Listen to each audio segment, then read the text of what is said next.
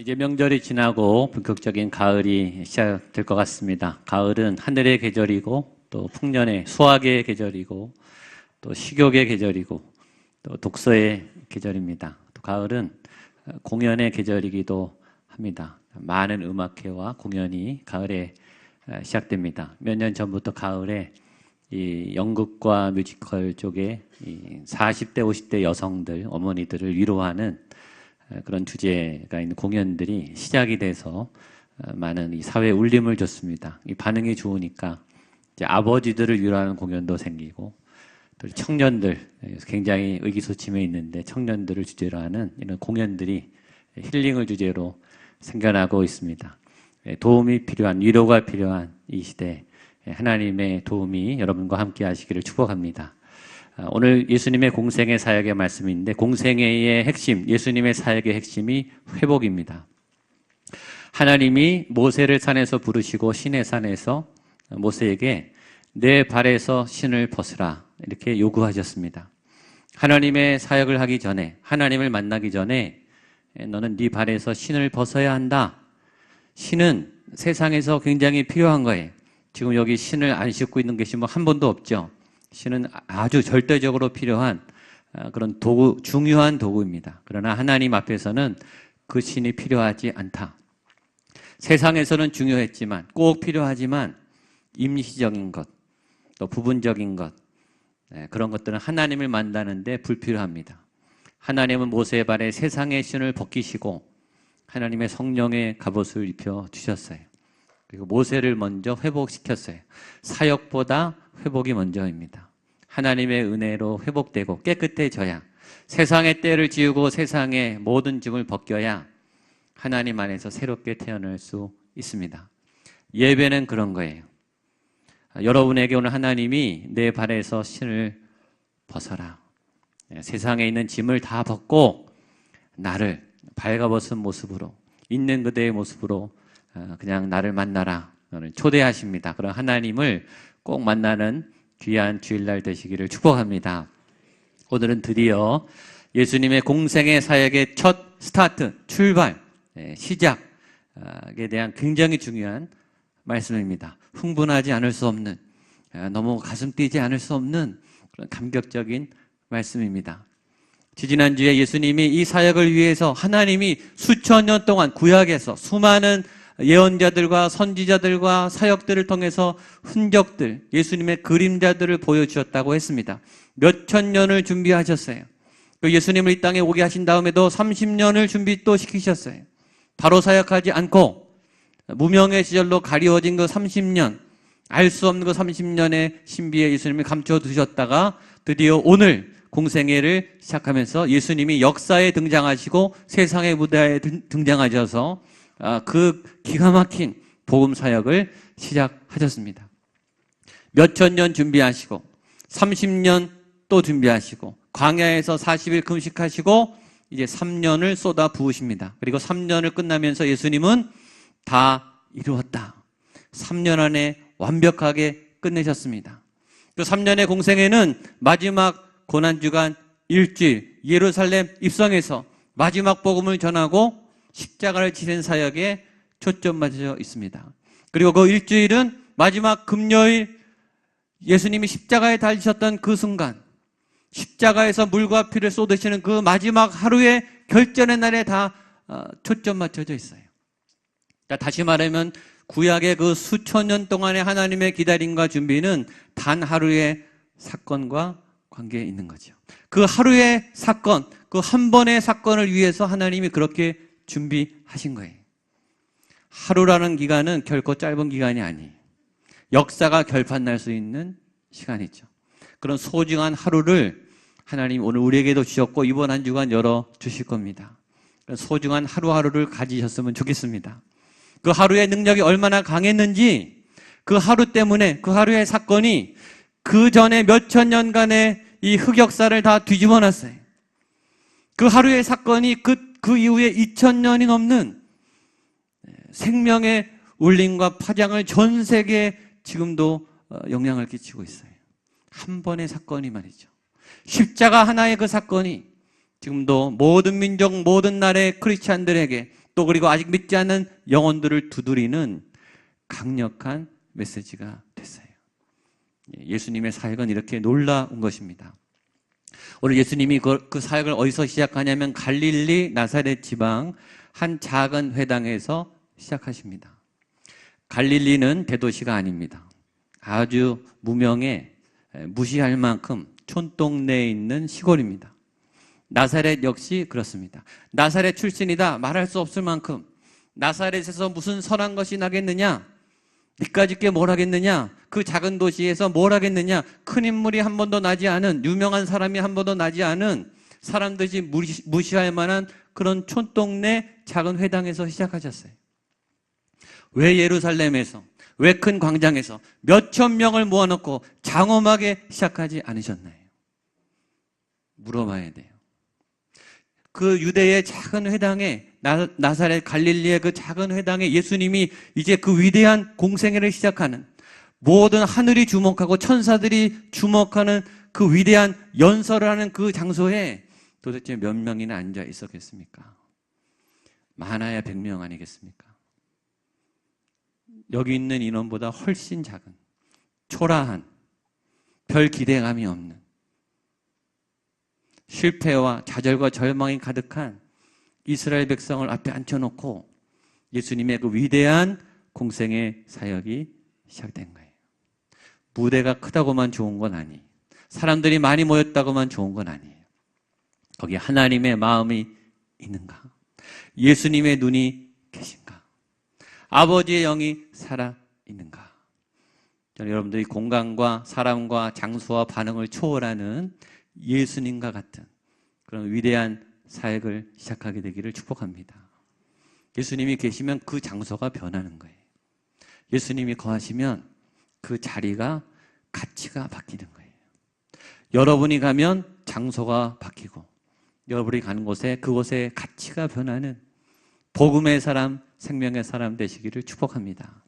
예수님은 어디서 시작하셨는가? 회당에서, 성전에서 시작하셨습니다. 16절 말씀을 보겠습니다. 시작. 예수께서 나사렛에 이르사 안식일에 늘 하시던 대로 성경을, 시작은 중요하죠.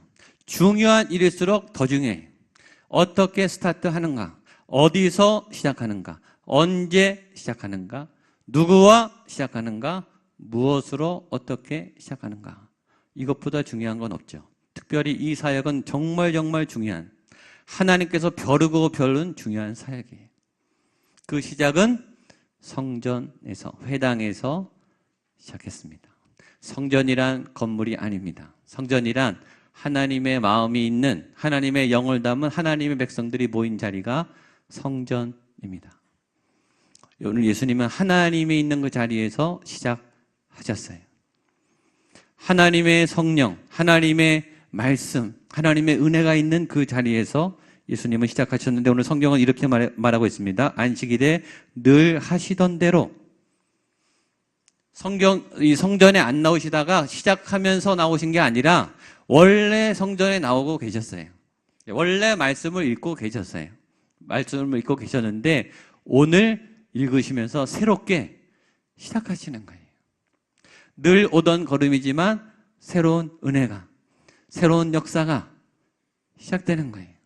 오늘 그런 일이 여러분에게 나타나게 되기를 축복합니다. 예수님은 항상 성전에서 하나님과 함께 시작했어요. 하루의 시작을, 일주일의 시작을, 한 달의 시작을, 1년의 시작을, 사역의 시작을 하나님과 함께 하셨어요. 그것이 성전 중심 사상입니다. 하나님이 태초에 천지를 창조하시고 에덴을 만드셨어요. 성전입니다. 에덴 동산 위에 선악과가 있었어요. 성전이. 선악과를 바라볼 때마다 아담과 하와는 말씀을 기억하고 하나님을 기억해요. 하나님의 살아계심의 실존을 느껴요. 성전입니다. 홍수 심판 후에 노아의 가족들이 첫 새하늘과 새 땅에 내려와서 홍수 이후에 새로운 인류를 시작하면서 가장 먼저 한 것이 예배였습니다. 제단을 쌓았습니다. 그것이 성전이죠. 광야 40년 동안 이스라엘의 모든 이동의 중심은 성막이었어요. 성막에서 구름기둥과 불기둥이 올라와야 움직이기 시작하는 거예요. 모든 삶의 이동의 중심이 성막입니다. 다윗은 왕이 되자마자 통일 국가를 위해서 법궤를 찾았어요. 그리고 법궤를 찾고 다윗의 장막을 세웠어요. 그리고 성전 중심의 정치를 시작했습니다. 그 성막은 이스라엘의 정치, 경제, 문화, 삶의 구심점이 됐습니다. 바벨론 70년 포로 생활을 마치고 제일 먼저 고국에 돌아와서 사람들이 자기 집을 짓지 않고 자기 비즈니스를 하지 않고 제일 먼저 성전과 성전벽을 만들었어요. 마지막 우리가 죽게 돼서 우리는 어디로 가는가? 성전으로 가요. 요한계시록에는 우리가 다 들림받아서 새하늘과 새 땅의 거대한 예루살렘 성 안으로 들어간다고 말하고 있습니다. 요한계시록 21장 10절 11절입니다. 시작. 성령으로 나를 데리고 크고 높은 산으로 올라가 하나님께로부터 하늘에서 내려오는 거룩한 성 예루살렘을 보니 하나님의 영광이 있음에 지극히 귀한 보석 같고 벽옥과 수정같이 맑더라. 결국 우리가 가는 마지막 장소도 성전이 하나님의 성전을 사모하게 되기를 축복합니다. 거기에 왜 그렇게 사모할 만한 게 있는가? 좋은 게 있어요. 최고의 것이 있어요. 하나님의 영광, 하나님의 임재, 하나님의 지혜, 하나님의 풍요, 하나님 그분이 계시죠.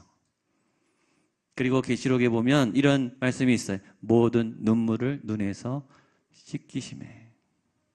그 성전에 가면 내 눈물이 닦아져요. 상처가 막 녹아내리는 거죠. 얼마나 힘들었니? 얼마나 외로웠니? 얼마나 아팠니? 얼마나 무거웠니? 이 눈물을 다 닦아 두시고 다 이제 씻고 지우시고 다 내가 처리해 줄게. 다 지워 줄게. 다 사라지게 하는 우리의 궁극적인 회복의 장소가 성전이. 그게 이 예배예요. 여러분, 예배는 하나님을 만나는, 위로받는 자리입니다.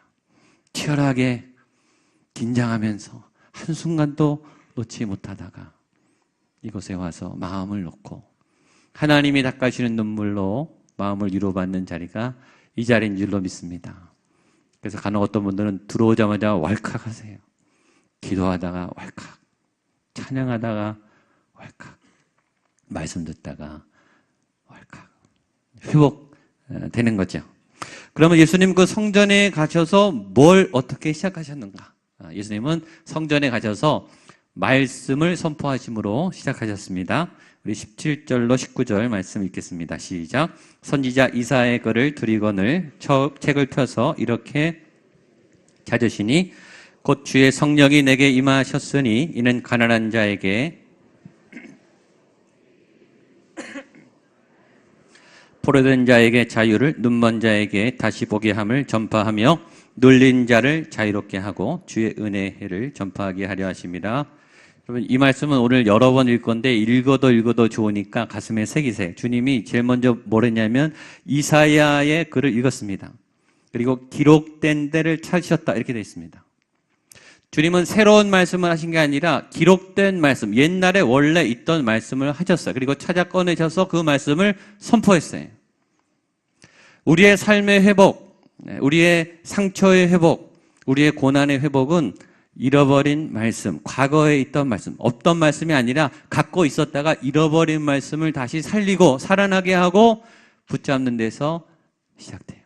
예수님의 첫 사역은 그 말씀을 선포하는, 회복에 관한 메시지를 선포하는 것으로부터 시작하셨습니다. 우리가 이곳에 있는 이유는 어떤 은혜를 받았기 때문에 영적 터치와 체험이 있었어요. 강렬하게 내 영혼의 어떤 떨림과 부딪힘과 내 인생의 가장 중요한 어떤 결정적인 그 순간에 하나님의 깊은 개입이 있었기 때문에 이곳에 오신 거예요. 그런 분들이 많죠. 그때 분명히 말씀이 임했을 겁니다. 그 말씀. 그 말씀이 계속 우리를 흔들고 인도해야 되는데 우리가 그 말씀을 잃어버려요. 믿음이 이렇게 아주 좋아졌다가도 믿음이 약해져요. 그 말씀을 잃어버린 거예요. 그러니까 회복의 중심에 말씀이 있듯이 타락의 중심에도 말씀의 상실이 있는 거예요. 우리가 언제 타락하냐면 말씀을 잃어버리면, 놓치면 타락합니다. 하나님이 하와에게 말했어요. 이 선악과를 먹으면 안 된다. 먹으면 정령 죽으리라. 반드시 너 죽을 거야. 하나님이 절대적으로 타협이 없어요. 무조건 안 되는 거예요. 먹으면 무조건 죽는 거예요. 근데 하와는 죽을까 하노라. 죽을 수도 있겠지만 안 죽을 수도 있지 않을까? 하나님은 반드시 죽는다고 했는데 우리는 말씀을 우습게 여긴 거예요. 안 지켜도 괜찮을지 모르겠다. 타락했어요. 말씀을 잃어버리면 타락하죠. 근데 다시 주님이 그 말씀을 일으키신 거예요. 오늘 저는 여러분들 안에 잃어버렸던 말씀들이 다시 살아나게 되기를 축복합니다. 이 말씀은 보통 말씀이 아니라 오늘 있는 말씀처럼 성령의 기름 부으심이 있는 말씀이에요. 18절 19절입니다. 시작. 주의 성령이 내게 임하셨으니 이는 가난한 자에게 내게 기름을 부으시고 나를 보내사 포로된 자에게 자유를 눈먼 자에게 다시 보게 함을 전파하며 눌린 자를 자유롭게 하고 주의 은혜의 해를 전파하게 하려 하심이라 하였더라. 말씀도 종류가 있어요. 그냥 말씀이 있고 성령이 임한, 두 번이나 강조했어요. 주의 성령이 내게 임하셨으니 내게 기름을 부으시고, 예수님이 그냥 사역을 한 게 아니라 성령의 기름 부음을 받고 성령의 인도함을 받고 그리고 사역한 거예요. 이 말씀에 기름 부으심이 있다는 거예요. 어떤 예배는 기름 부으심이 있어요. 어떤 기도는 기름 부으심이 있어요. 그 말은 기름 부으심이 없는 기도도 있다는 뜻이에요. 어떤 찬양은 기름 부으심이 있어요. 우리가 수많은 연주를 듣죠. 완벽한, 정교한, 정말 탁월한 기립박수를 받고 박수갈채를 받고 어떻게 저런 스킬과 저런 기술과 감동과 영감이 있나, 많은 사람들의 칭찬을 받는 최우수한 완벽한 연주도 있어요. 그러나 어떤 연주는 그렇게 완벽한데 영적 터치는 없어요. 행복해요. 눈물이 나요. 감동이 있어요. 내 영혼은 바뀌지 않아요. 기름 부으심이 없는 연주예요. 왜 그런지 아십니까? 그 찬양하는 그분의 간증이 거기 없어요. 영적 은혜가 담기지 않은 거예요. 근데 어떤 연주는 좀 어설픈데 이상하게 마음이 막 메어져요. 내가 막 내 안에 악이 막 씻겨져요. 뭔가 잃어버린 따뜻한 마음이 막 회복돼요. 아주 간단한 찬양인데, 아주 어설픈 연주인데 그 연주가 내 영혼을 파고들어요. 그런 연주를 우리는 알지 않습니까? 왜 그럴까요? 그분의 연주 안에 그분의 간증이 들어있는 거예요. 그분이 하나님의 감동으로 연주하는 그 시간에 하나님이 역사하는 거죠. 기름 부으심이 있는 찬양. 어떤 선생님은 아이들이 막 이 선생님만 만나면 아이들이 살아나요. 아이들이요 다 알아요. 연주를 들어도 알고 선생님의 말씀을 들어도 알아요. 이 선생님이 나 사랑하는지, 나 위해 한 주간 동안 나 걱정했는지, 나를 위해 하는 말인지 그냥 입에 발린 말인지 다 알아요. 내 영혼을 파고 들어오는 연주는 누구라도 다 알아요. 그 연주가 살아있고 그 기도가 살아있고 그 말씀이 살아있다는 것은 다 알아요. 성령의 기름 부으심. 저는 여러분들이 이 기름 부으심을 받고 사역하게 되기를 바랍니다. 자그마한 하나님의 일을 하더라도 그 기도를 담으세요. 하나님의 마음을 담으세요. 그게 금년의 저희 교회의 표예요. 거룩한 기름 부음을 받은 하나님의 사람들. 이 시대가 필요로 하는 것은 하나님의 기름 부음 받은, 하나님의 감동, 생명의 영을 담은 그런 사람들의 손길인 줄로 믿습니다. 여러분들이 어디에서 무엇을 하든 그 자취를 남기셨으면 좋겠습니다. 그리고 그것으로 가난한 사람들 향해 나아가셨습니다. 18절입니다. 같이 읽겠습니다. 시작. 주의 성령이 내게 임하셨으니 이는 가난한 자에게 내게 기름을 부으시고 나를 보내사 포로된 자에게 자유를, 눈먼 자에게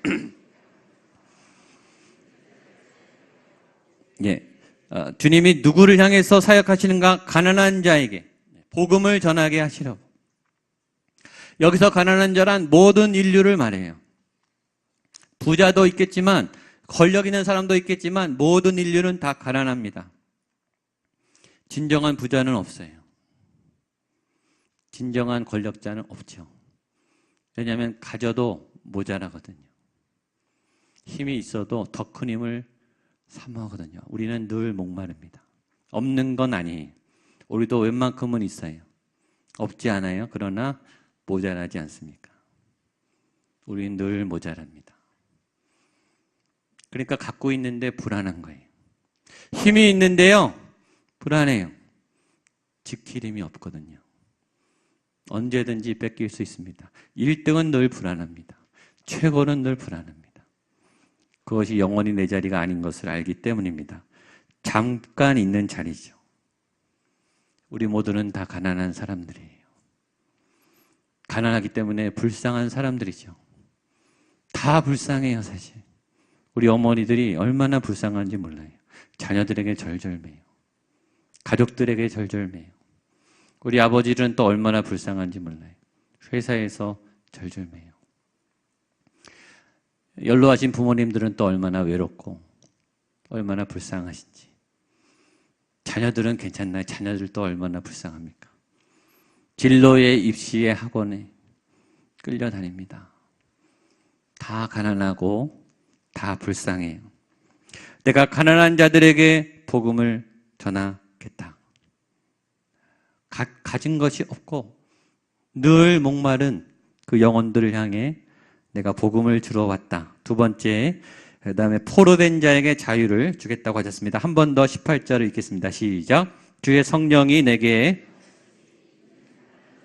복음을 전하게 하시려고 내게 기름을 부으시고 나를 보내사 눈먼 자에게 다시 보게 함을 전파하며 눌린 자를 자유롭게 하고. 특별히 이 말씀을 마음에 담으세요. 포로된 자에게 자유를. 따라하세요. 포로된 자에게 자유를. 포로된 자에게 자유를. 아멘. 옆에 분에게 자유가 있습니다. 자유하십시오. 아멘. 너무 기쁜 해방의 메시지. 우리는 다 포로된 자예요. 우리 감옥에 있지 않지만, 갇혀 있지 않지만 창살 없는 감옥에 다 갇혀 있어요. 첫 번째, 시간의 포로예요. 시간이 늘 모자랍니다. 시간이 쫓겨다녀요. 늘 그렇더라고요. 휴일은 빨리 가요. 휴가 기간은 빨리 가고 학교에서 수업 받을 때 쉬는 시간은 왜 이렇게 빨리 가는지. 수업 시간은 오래 가고 쉬는 시간은 빨리 가더라고요. 늘 시간이 모자라요. 할 게 너무 많아요. 안 된 게 너무 많아요. 늘 분주해요. 부산해요. 시간에 끌려다닙니다. 두 번째, 우리는 사람에게 끌려다닙니다.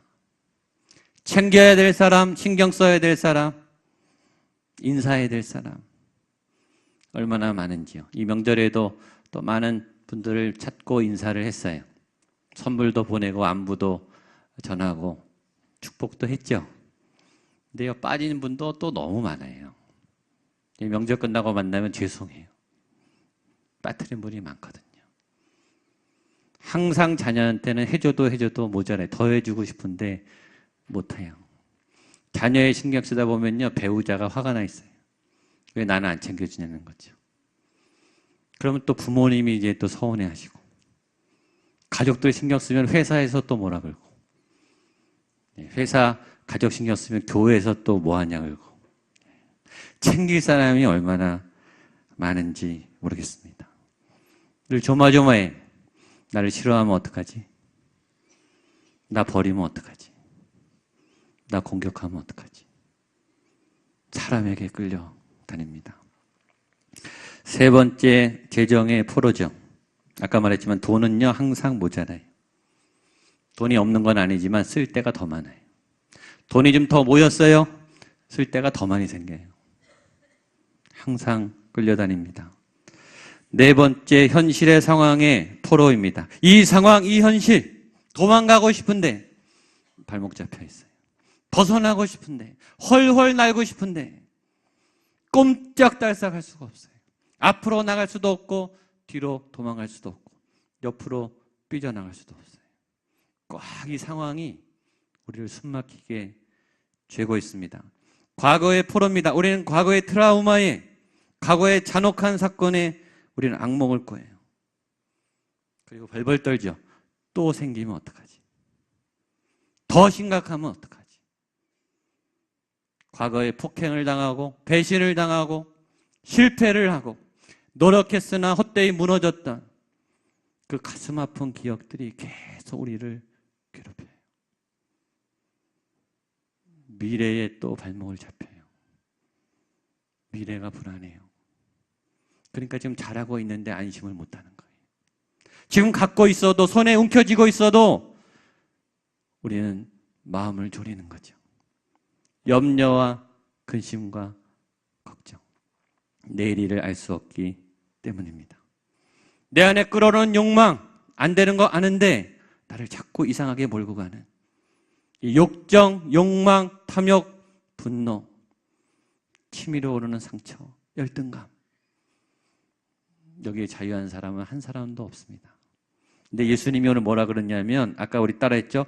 포로된 자에게 자유를, 따라하세요. 포로된 자에게 자유를, 포로된 자에게 자유를. 자를 나로 바꿔서 한 번 더 선포하겠습니다. 포로된 나에게 자유를, 포로된 나를 자유하게. 아멘.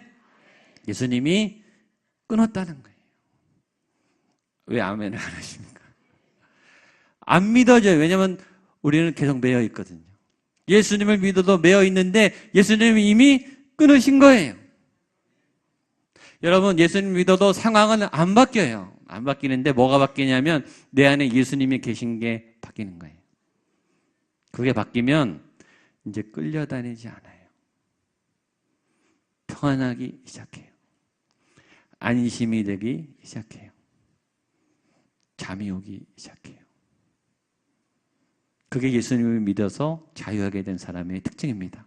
저는 여러분들이 이 교회를 통해, 예수님을 통해 자유함을 얻게 되기를 축복합니다. 또 하나, 눈먼 자가 보게 된다 말했습니다. 보는 것은 축복이죠. 잘 보는 것, 믿음이에요.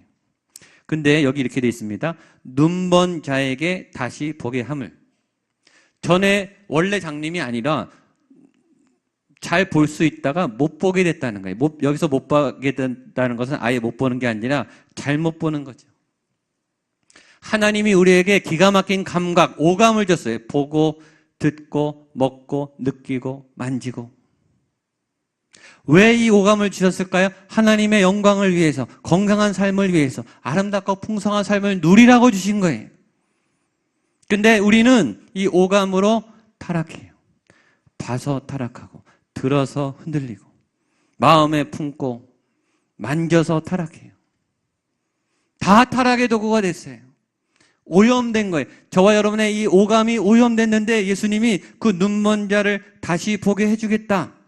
창세기 3장 6절. 하와가 어떻게 타락했는지 보겠습니다. 창세기 3장 6절 시작. 여자가 그 나무를 본즉 먹음직도 하고 보암직도 하고 지혜롭게 할 만큼 탐스럽기도 한 나무인지라 여자가 그 열매를 따먹고. 하나님 위에 선악과를 보여줬겠어요? 하나님을 경배하라고. 보이는 게 나가 아니라 니네 머리 위에 하나님이 계시고 그분을 경배하라고, 볼 때마다 하나님을 기억하라고 보여준 거예요. 근데 하와는 그걸 보고서 따먹어 버렸어요. 주신 축복을 죄악의 도구로 타락시켰다고요. 이상한 걸 자꾸 봐요, 우리가. 매일 우리가 뭘 보고 있습니까? 보지 말아야 될 거를 보고 있는 것은 아닙니까? 내 영혼을 파괴하는 것들을 보고 있는 것은 아닙니까? 현대인들이 제일 힘들어하는 게 다이어트예요. 그렇게 몸을 건강하고 그렇게 날씬해 다 원하죠.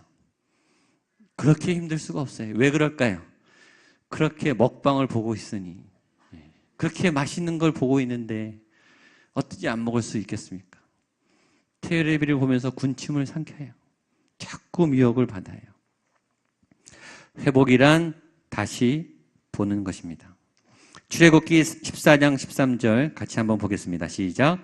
모세가 백성에게 이르되 너희는 두려워하지 말고 가만히 서서 여호와께서 오늘 너희를 위하여 행하시는, 출애굽 이후에 홍해 앞에서 홍해가 막혀 있을 때 더 이상 나갈 데가 없어요. 뒤에는 애국 군대가 기병대를 가지고 추격해요. 꼼짝없이 죽었어요. 얼마나 두려웠겠습니까? 방법이 없어요. 그때 모세가 한 말입니다. 백성에게 이르되 너희는 두려워하지 말고. 어찌 안 두려웠겠어요? 홍해가 가로막고 있고 뒤에서는 몰아붙여서 죽이려고 하고, 홍해를 보면서, 적군을 보면서 두려움에 사로잡혔어요. 보는 것 때문에 무서워하기 시작했어요. 그때 모세가 뭐라고 했냐면 두려워하지 말고 오늘 여호와께서 너희를 위하여 행하시는 구원을 보라. 안 보이죠? 거기 하나님이 안 보여요. 근데 모세는 보고 있는 거예요. 홍해를 가르시는, 우리를 탈출시키시는, 불기둥으로 막으시는 구원의 하나님을 보게 하는 거예요. 그게 믿음의 사람이죠. 마비된 누들은 볼 수 없지만 오늘 예수님이 눈먼 자에게 다시 보게 함을, 하나님 보여주십시오.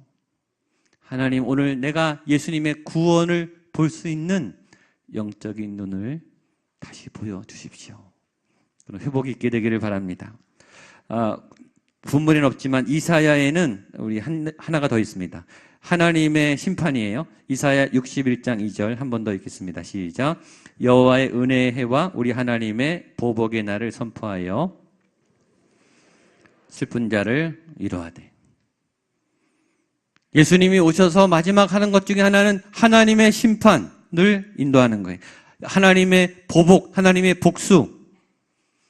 여러분들을 힘들게 하고 상하게 하고 억울하게 했던 모든 아픔과 배신, 억울한 이 원수의 잔당들을 하나님이 복수하신다. 심판하신다. 반드시 처단하고 평가하신다. 하나님이 갚아주신다. 그런 일이 일어날 줄로 믿습니다. 일어나고 있습니다. 여러분, 우리가 다 평등하게 태어난 게 아니에요. 가족 배경이 달라요. 어떤 분들은 좋게 출발했어요. 좋은 부모님, 넉넉한 환경, 인격적인 대우. 어떤 분들은 이 유전자가 좋아요. 키가 크고 피부가 좋고 얼굴이 예쁘고 잘생기고 유능해요. 머리가 좋아요. 기억력이 있어요. 재능이 달라요. 어떤 분들은 알코올 중독 부모님 밑에서, 편부모 가정 밑에서 굉장히 가난하고 빚이 많고 굉장히 어렵게 병약하게 자꾸 기회가 막히는 어두운 곳에서 시작한 분도 있죠. 공평하지 않습니다. 여러분, 그렇게 시작한 걸 하나님이 다 알아요. 그렇기 때문에 평가도 정확하게 하신다는 거예요.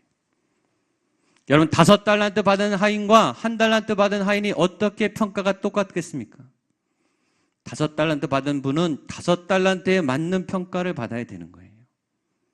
1달란트 받은 분은 1달란트 받은 정상을 참작해서 평가하시겠죠.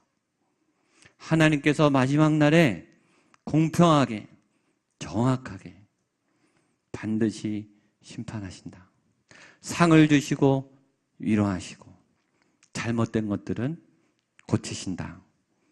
마지막 예수님의 이 회복의 사역은 시작되었습니다. 20절, 21절 마지막 보겠습니다. 시작.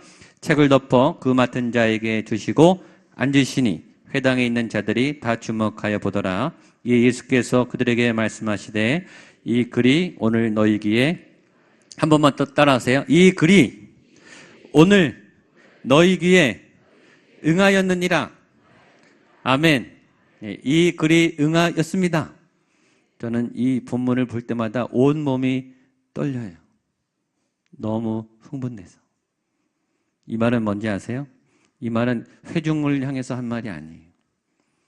이 말은 하늘의 모든 권세를 가진 분이 어둠을 향해, 사단을 향해 한 선전포고입니다. 그 자리에 분명히 사단이 와 있었을 거예요. 예수님이 말씀하신 거예요. 사탄, 너는 이제 끝장이야. 네가 괴롭혔던 모든 백성들을 내가 다 살려낼 거야. 하나님의 자녀들을 내가 다 회복시킬 거야. 너 기다려. 이거예요. 예수님의 사역이 시작됐습니다. 예수님의 회복이 시작됐어요. 이미 시작하고 계십니다. 여러분 안에 시작하신 줄로 믿습니다. 이미 시작한 줄로 믿으세요. 진행 중입니다. 그리고 좋은 결과로 반드시 끝날 줄로 믿습니다. 이 놀라운 은혜가 저와 여러분들에게 넘쳐나기를 주님의 이름으로 축복합니다. 기도하겠습니다. 하나님 아버지, 이미 시작된 예수 그리스도의 놀라운 회복의 역사들이 우리 안에 시작된 줄로 믿습니다. 진행되고 있는 줄로 믿습니다. 그리고 놀랍게 예수 그리스도의 승리하심을 찬양하는 영광의 그날로 결말이 날 줄로 믿습니다.